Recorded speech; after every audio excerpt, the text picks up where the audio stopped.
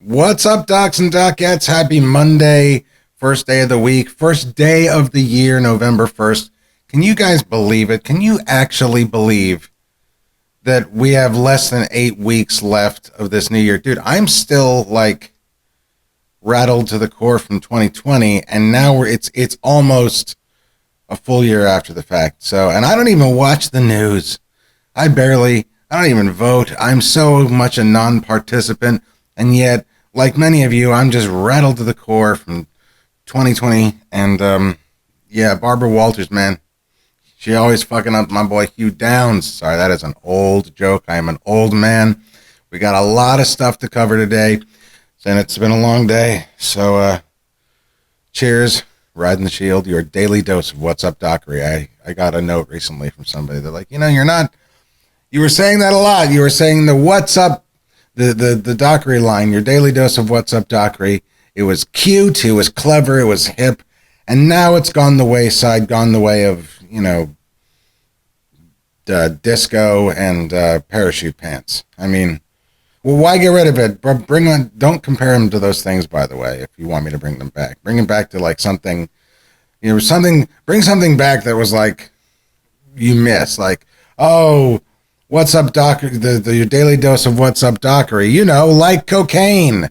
I don't know, something. But I'm trying, folks. I really am. Anyway, here's the intro.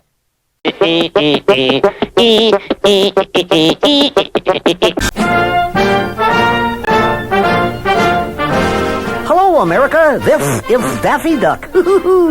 I may be Daffy, but I'm not crazy. I'm smart enough to know that hard drugs like heroin and downers are a bummer. Don't fool with them. Take it from yours truly, dangerous drugs are despicable. See ya. Okay, so as you've no doubt ascertained by the video, the thumbnail, you probably saw that in the thumbnail too, there are 2 Daffys. Did you know that? Yes. I mean, you could argue that they're the same Daffy, but honestly, I feel like if you're arguing that there's continuity in these cartoons, maybe you should sit down. Maybe you're taking this a little too seriously. Maybe it's time for some medication. Maybe it's time for some Ritalin. Who knows? But I have to explain all that to you. I think figuratively, not literally, figuratively, there are 2 Daffys. And for the diehard Looney Tunes watching, you'll note that the Daffy on the left is a Bob Clampett. The Daffy on the right is a Chuck Jones. And to kind of show the odds of something, for those of you generic Looney Tunes fans out there that don't necessarily know, there was a feud back in the day between who is it? And in this corner, we have at 135 pounds. I don't know how heavy he was. Right there. That's my man, Bob Clampett. My favorite director. My second favorite director of the Looney Tunes. There he is right there, folks.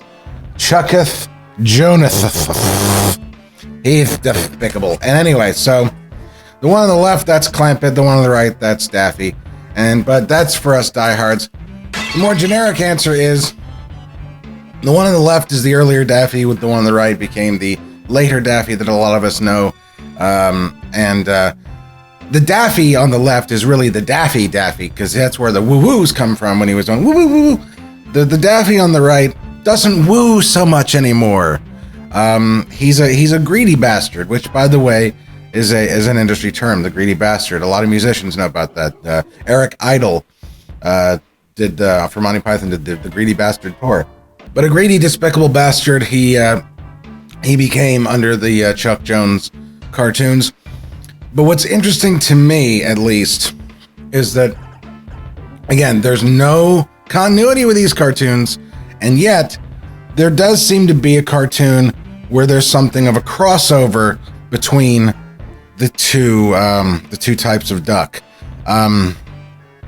It's something of a smooth transition, and it's the cartoon Daffy Dilly that I'm showing here. Daffy is working as a he's working as a jokester on the street, He's got his own side hustle, and that's the Ajax rib tickler, and he has to get into this.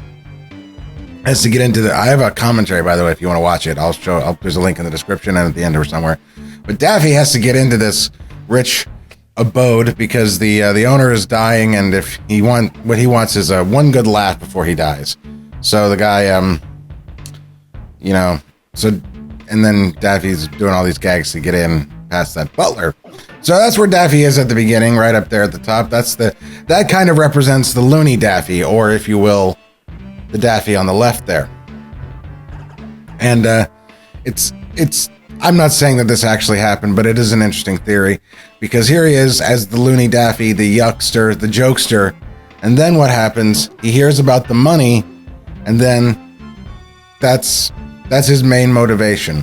I mean, he's fine with living on the streets, selling his Joe Myler joke books, and his he's got the little flower, the Ajax rib tickler that we saw earlier in the clip here. Yeah, right there. All that stuff. He's fine selling that just to, keep a roof over his head. But when he realizes that laughter can really make some big bucks, that is the motivation right there. The money is the motivation. The greed takes over.